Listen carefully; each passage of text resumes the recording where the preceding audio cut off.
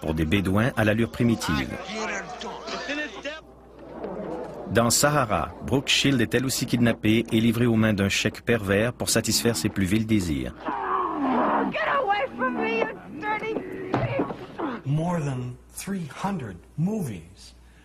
Plus de 300 films, soit près du quart des films hollywoodiens qui humilient les Arabes d'une manière ou d'une autre, contiennent des calomnies tout à fait gratuites ou font des Arabes un objet de risée. Nous allions à la Mecque et l'avion était rempli d'Arabes avec leurs animaux, des chèvres, des moutons, des poules. Ils ne vont nulle part sans leurs satanés animaux. Il a fallu mettre du plastique dans la cabine parce que tout ça, ça grille, ça défecte partout. Au début du film Chapitre 2 de Neil Simon, l'acteur principal revient de Londres. Quand son frère lui demande comment il a trouvé la ville, celui-ci répond « pleine d'Arabes ».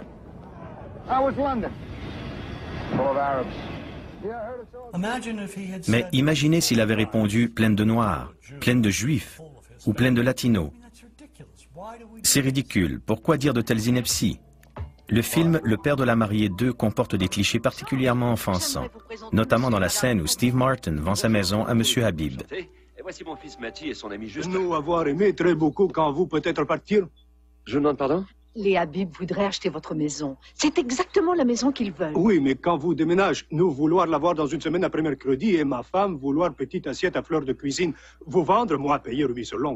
Lorsque la femme soumise de M. Habib tente de prononcer un mot, il lui hurle un véritable charabia.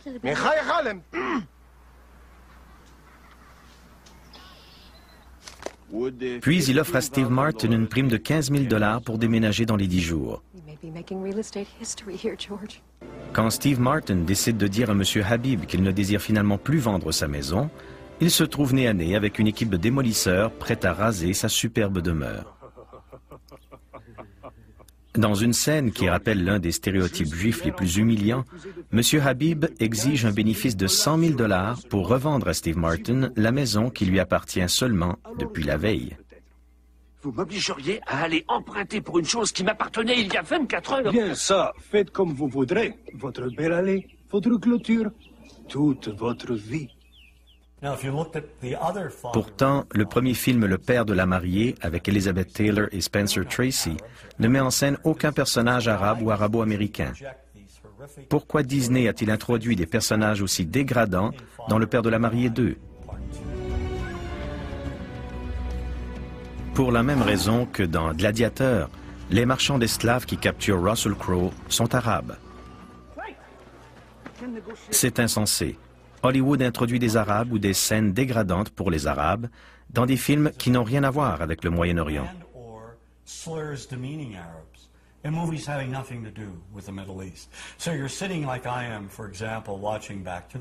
Dans le film Retour vers le futur, par exemple, de vilains Libyens incompétents tirent à la mitraillette sur le scientifique fou et son compagnon dans un stationnement.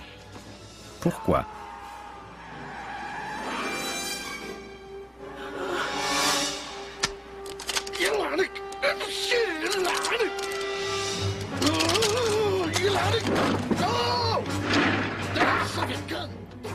Ce film est plutôt un retour vers les vieux stéréotypes que vers le futur. Sous la lorgnette d'Hollywood, l'image de la femme arabe subit une déformation similaire. Aujourd'hui, les femmes arabes sont brillantes, très intelligentes. Elles exercent toutes sortes de professions. Pourtant, cette réalité demeure occultée au grand écran. Depuis les tout débuts d'Hollywood, la femme arabe est confinée au rôle de la danseuse du ventre, très sexualisée, inspirée par les premières images du Moyen-Orient, symbole d'exotisme, d'intrigue et de passion.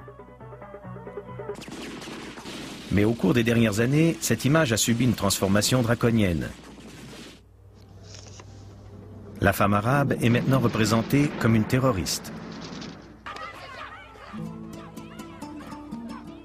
Emmitouflée de noir, une silhouette voilée en arrière-plan, dans l'ombre, totalement soumise. Il semble que plus les femmes arabes s'épanouissent, plus Hollywood les enferme dans leur carcan.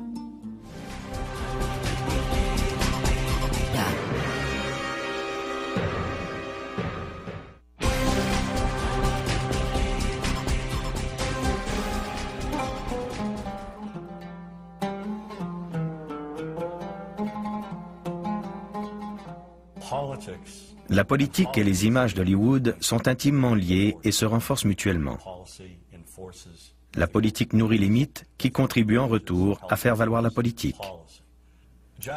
Jack Valenti, président de Motion Picture Association, a dit que Washington et Hollywood ont le même code génétique, le même ADN.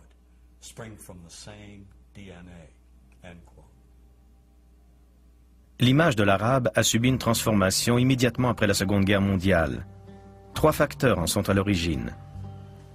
Le conflit israélo-palestinien, dans lequel les États-Unis ont clairement pris position en faveur d'Israël, l'embargo pétrolier des pays arabes dans les années 1970, qui a fortement irrité les Américains lorsqu'ils ont vu s'envoler le prix de l'essence, et enfin, la révolution iranienne, qui a envenimé les relations arabo-américaines en raison de la prise en otage de diplomates américains par des étudiants iraniens qui a duré plus d'1 an. Ces 3 événements pivots ont situé le Moyen-Orient au cœur de l'actualité américaine et ont remodelé les stéréotypes arabes au cinéma. En particulier, l'image du cheikh a été revue et corrigée. Dans le film Une femme d'affaires, il cherche à prendre le contrôle du monde entier grâce à sa fortune et tente d'acheter l'Amérique morceau par morceau. Madame Winters, savez-vous qu'il y a certains membres de la famille qui pensent que nous ne devons pas cette affaire du tout? Je présume que si votre société avait pu trouver un prêt de cette importance aux États-Unis, vous n'auriez pas fait tout ce chemin jusqu'en Arabie. Pensons aussi au roi du pétrole dans Indiana Jones et la dernière croisade de Spielberg, ou au cheikh Cupid, prêt à commettre tous les actes de terrorisme, même à lancer un missile dans Ernest dans l'armée. Gentlemen, behold my special club, the Pluton missile. With it, I will bring the infidels to their knees and be leader in the Arab world. Dans les années 1970, on racontait que les Arabes allaient nous envahir et racheter l'Amérique.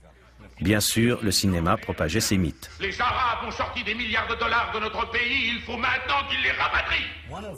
Tout raciste qu'il soit, l'un de mes films favoris est Network, main basse sur la télévision, qui a pour théâtre le milieu de la télévision commerciale. Chers téléspectateurs, chers amis, c'est à vous. Comment ça va?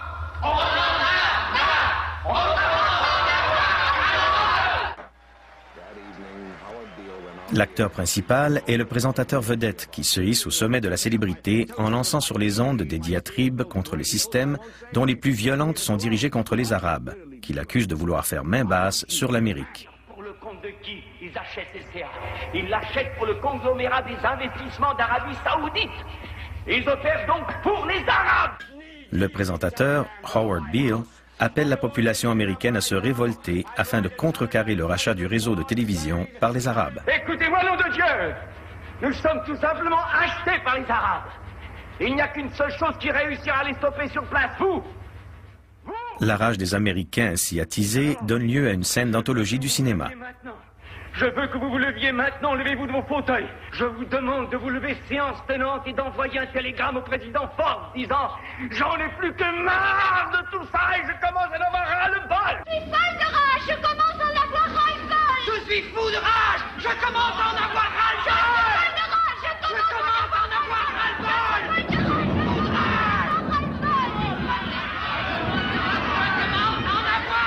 Cette colère née de la peur, en réaction à un prétendu complot et à une menace émanant d'un groupe précis, devrait pourtant nous rappeler des événements pas si lointains.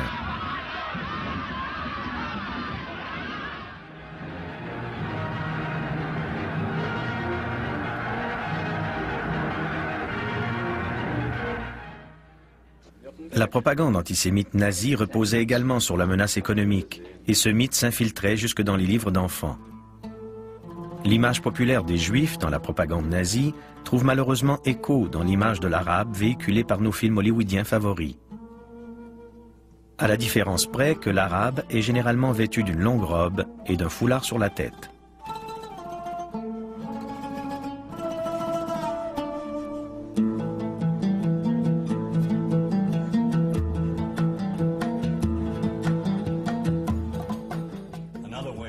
La représentation du peuple palestinien au cinéma fait aussi ressortir le lien entre la politique et le divertissement, entre Washington et Hollywood.